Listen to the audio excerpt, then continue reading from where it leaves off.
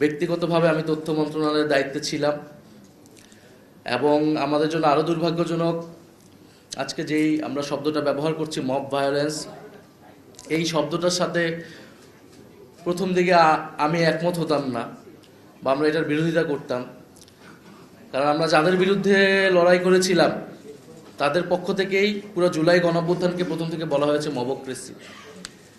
ফলে আমরা বলেছি যে এটা মবক্রেসি না।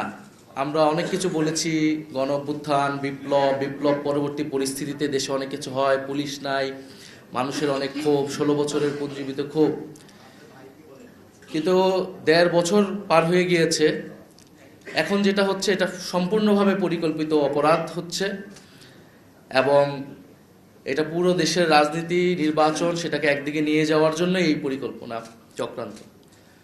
ফলে আমি মনে করি আমাদের সবার এই জায়গা থেকে দায়িত্ব নেওয়া উচিত এবং এই ঘটনা যারা সেই রাতে ঘটিয়েছে এটা খুবই স্পষ্ট যে কারা সেটার পক্ষে সম্মতি তৈরি করেছে, কারা সেই রাতে সেখানে গিয়েছে, লেখালেখি করেছে।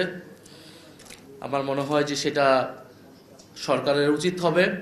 এটা সরকারকে উচিত না, শুধু আমাদের সবাই মিলে সরকারকে বাধ্য করতে হবে এই ঘটনার সুষ্ঠু তদন্ত এবং বিচার।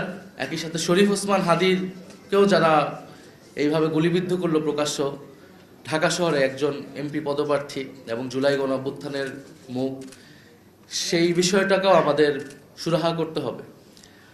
ফলে এবং সেই রাতে এই ঘটনা ঘটার পরে আমাদের কাছে আরও মনে হয়েছে যে ঢাকা শহরে 500 মানুষ নাই যে সেখানে ওই বিল্ডিং দুইটার সামনে গিয়ে ব্যারিকেড তৈরি করতে পারে। এটা আমাদের জন্য আরও দুর্ভাগ্যজনক মনে হয়েছে, আমাদের নিজেদের কাছেও অসহায় মনে হয়েছে। আমরা যদি সাথে সাথে রেসপন্স করতে পারতাম, আমরা আমাদের জায়গা থেকে তো আসলে যখন পুলিশ কাজ করে না, আমাদের জায়গা থেকে তো দায়িত্ব ছিল নাগরিক হিসেবে।